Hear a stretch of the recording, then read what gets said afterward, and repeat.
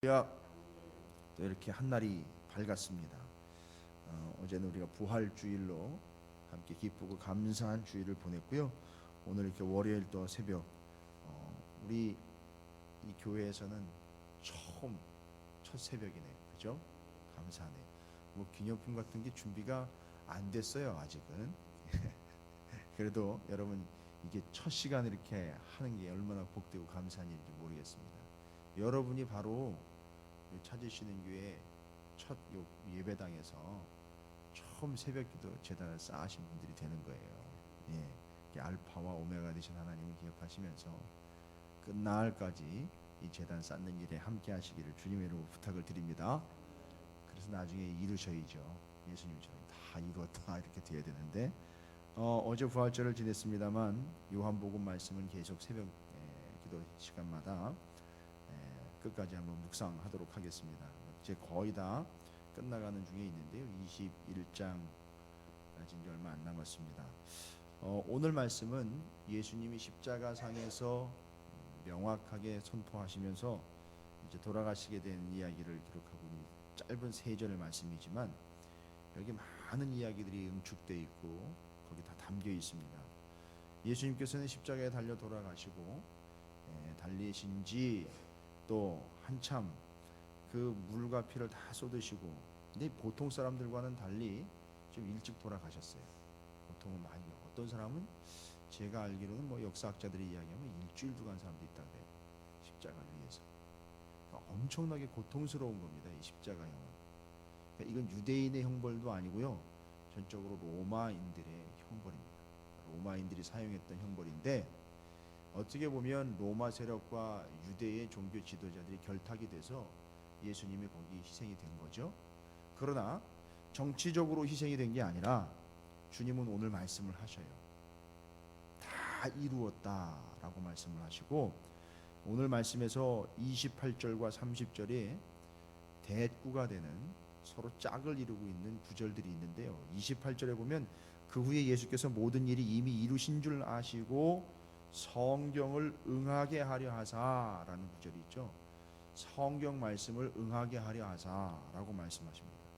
그리고 그 뒤에 30절에 예수께서 신포도주를 받으신 후에 이르시되 다 이루었다 하시고 라는 말씀이 두 개가 짝을 이루는 거예요. 그러면 뭔 얘기냐 하면 성경을 응하게 하려 하신 그 뜻이 다 이루어진 거죠. 그러니까 다 조합을 하면 어떻게 됐습니까? 예수님의 십자가 사건을 통해서 예수 그리스도께서는 하나님의 말씀인 성경을 다 이루신 겁니다. 여러분 아시잖아요. 이게 그냥 우리가 요한복음에만 나와 있는 그 말씀 자체로 끝나는 게 아니라 예수 그리스도께서 이미 마태복음 5장 17절에 이야기하신 그 부분, 그 말씀을 분명하게 확인해 주는 부분이기도 해요. 내가 율법이나 선지자를 폐하러 온 줄로 생각하지 말라. 폐하러 온 것이 아니요 완전하게 하려 함이라 라고 이미 말씀을 하셨어요.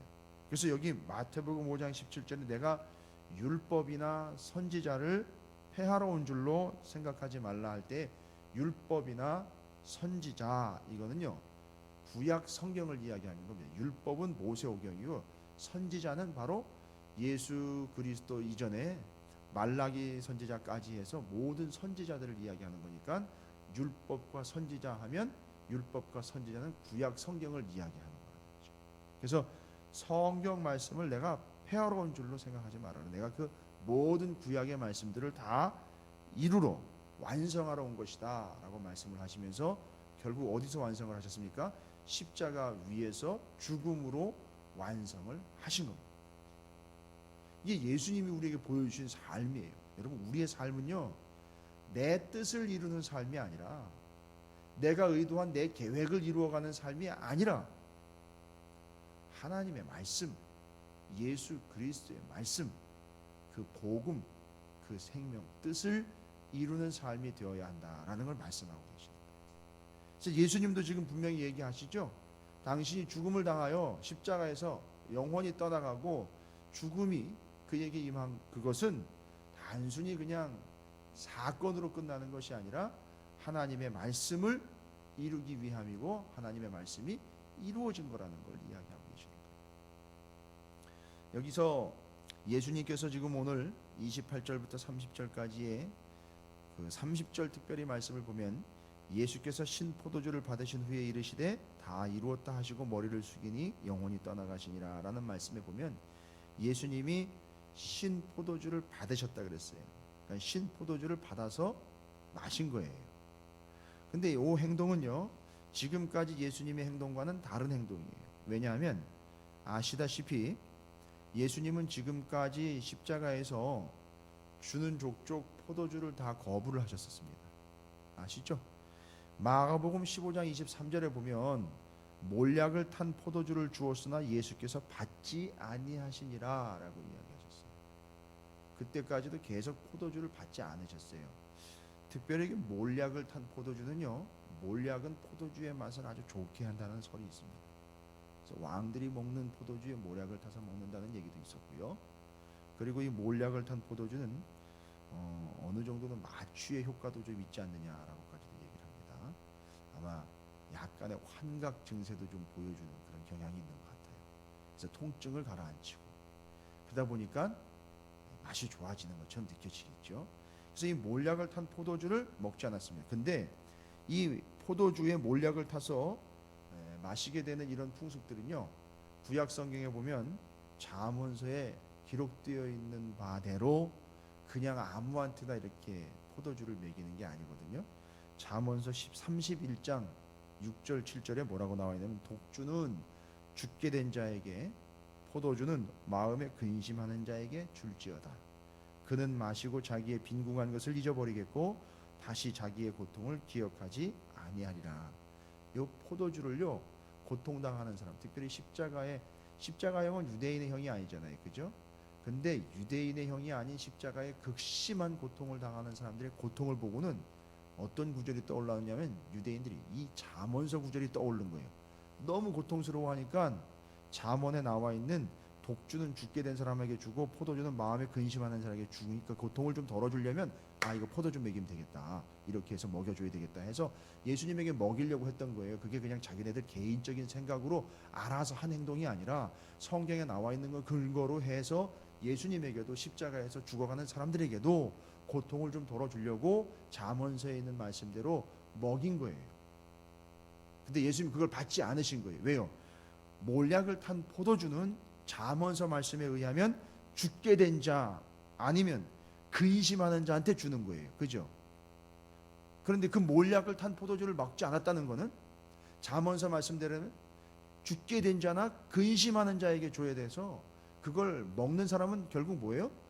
죽게 될 사람이나 근심하는 사람이 그걸 먹는 거 아니에요. 그럼 예수님이 왜 그 몰약을 탄 포도주를 잠언서에 있는 말씀대로 그렇게 사람들이 응하라고 줬는데 안 먹은 이유를 아시겠죠? 그거는 죽게 된 자나 근심하는 자나 먹게 돼 있는 거라고요. 그러니까 안 먹었다는 얘기는 뭐예요? 예수님은 죽을 자가 아니라는 거예요. 예수님은 또 근심하면서 아유 죽겠다, 이거 어떻게 하냐, 이거 어떻게 또 지냐, 이렇게 근심하면서 돌아가신 분이 아니라는 거예요. 그러니까 이 십자가의 죽음은 끝이 아니고 이건 근심거리가 아니라는 걸 딱 보여주시는 거예요. 십자가 위에서 피를 흘리시고 물을 흘리면서 죽으면서도 이렇게까지 명확하게 선을 그으신 거예요. 명확하게 얘기하시고, 그래서 몰약을 탄 포도주를 주었으나 예수님 받지 않으셨어요. 누가복음 22장 18절 내가 너희에게 이르노니 내가 이제부터 하나님의 나라가 임할 때까지 포도나무에서 난 것을 다시는 마시지 아니하리라. 마지막 만찬 때, 마지막 유월절 만찬 때 예수님이 하신 얘기예요. 이게 지금 누가복음, 마태복음, 마가복음에 다 나와 있어요. 동일하게 뭐라고 나와 있습니까? 마가복음 14장 25절에는 진실로 너희에게 이르노니 내가 포도나무에서 난 것을 하나님 나라에서 새 것으로 마시는 날까지 다시 마시지 아니하리라 하시니라. 포도나무에서 나는 것이라는 것은 포도주를 의미하는 거예요. 그걸 절대 마시지 않겠다. 어떻게 될 때까지요? 다 이룰 때까지는. 그러니까 이게 지금 다 이룰 때까지는 포도나무에서 나오는 것, 포도주나 심지어 포도조차도 먹지 않겠다라고 결심했던 사람들이 있었어요. 그게 누군지 아십니까? 이 구약성경에 나와 있어요. 구약성경 민수기 6장에 머리에 칼을 대지 않고 포도주나 독주를 먹지 않고 포도나무로부터 난 그 어떤 것도 먹지 않는, 심지어 뭐 건포도가 그때 있었는가, 건포도도 먹지 않고 포도밭 근처도 안 가는 거예요. 누군지 아시겠습니까? 구약에 삼손이 이제 신분이 뭐인지 아시죠? 그렇게 구별된 삶을 살겠다라고 서원한 사람들. 공식적인 명칭은 나지르라고 해서 나실인. 그러니까 예수님은 하나님의 구원 사역을 완성할 때까지 구별된 하나님의 사람으로 나실인이었다라고 보여주시는 거예요. 그러니까 그걸 이룰 때까지 뭐 하지 않겠다 그런 거죠. 포도주를 포도에서 난 거는 절대 먹지 않겠다 했는데, 오늘 요한복음 말씀에 보면 뭐라고 나와 있습니까? 30절에 예수께서 신 포도주를 받으신 후라고 얘기했죠. 그러니까 포도주를 받아서 드신 거예요. 그럼 뭔 얘기입니까? 지금까지 얘기하신 거랑은 딴 소리를 하고 딴 행동을 한 게 아니라, 이 행동은 뭘 의미하는 거죠? 예수님의 사명을 다 이루었다는, 할렐루야, 이겁니다. 제가 오늘 이 새벽에 여러분에게 말씀드리고 싶은 건 뭐냐면, 부활절기가 중요한 게 아니고 고난 주간 자체가 중요한 게 아니에요. 우리가 왜 그런 시간들을 보내야 되느냐? 이유는 딱 한 가지예요. 왜 예수님이 십자가에서 달려 돌아가셨습니까? 왜 그런 오해를 받으시면서도 찍소리 안 하시고 그냥 받아내셨습니까? 왜 그 죽음의 상황에서도 그냥 못을 쑥 빼고 내려오실 수도 있는데도 불구하고 왜 거기서 그걸 다 감당을 하셨느냐 말입니다. 오기로요? 아니요. 이유는 딱 하나입니다. 하나님의 말씀을 이루시려고. 하나님의 말씀이 이루어져야 어떻게 되는 거죠? 우리가 사는 거기 때문에. 말씀대로 우리가 살아야 되니까. 여러분, 우리는 예수 그리스도 때문에, 예수 그리스도로 인하여 말씀대로 살아난 사람들이에요. 그러니까 우리의 삶은 어떻게 살아야 되느냐 하면 예수님처럼 말씀대로 살아야 되는 인생인 겁니다. 여러분, 예수님을 보면서 예수님 때문에 구원을 얻은 우리가 어떻게 살아야 됩니까? 라고 단순히 예수님을 본받아야죠 라고 이렇게 하지 마시고요, 예수님처럼 온전하게 하나님의 말씀을 이루어가는 삶을 좀 사셨으면 좋겠어요. 우리는 말씀대로 살아난 사람들이에요. 예수 그리스도의 은혜로 말씀에 의해서 살아난 사람들이에요. 그러니까 우리는 말씀대로 살아가야 돼요. 말씀에 의해서 좌우돼야 되고요, 말씀에 의해서 죽고 사는 게 결정이 돼야 되는 사람들이에요. 세상에 누가 뭐라 그래든 어떤 상황이든 여러분 놓으셔서는 안 되는 게 우리 구주 예수 그리스도요. 또 말씀드립니다. 예수 그리스도는 말씀으로 이 땅에 오신 분이에요. 그러니까 예수님을 붙잡는다는 건 말씀을 붙잡는 거예요. 우리의 삶이 말씀대로 되는 인생인 줄로 믿습니다. 이미 여러분들은 다, 저들 포함해서 우리 모두는 다 말씀대로 된 영혼들이에요. 왜요? 예수를 믿고 구원함에 이르렀으니까 말씀대로 된 거예요. 그러니 우리의 삶은 말씀대로 사는 삶이 되어야 한다는 것이고요, 앞으로도 우리 인생은 말씀대로 될 줄로 믿습니다. 그러니까 우리가 붙잡아야 되는 게 뭐죠? 말씀이에요. 말씀에다가 아예 우리를 붙잡아 내야 되는 거예요. 근데 이 말씀이 얼마나 크고 놀라운지, 말씀은 장애물이 없어요.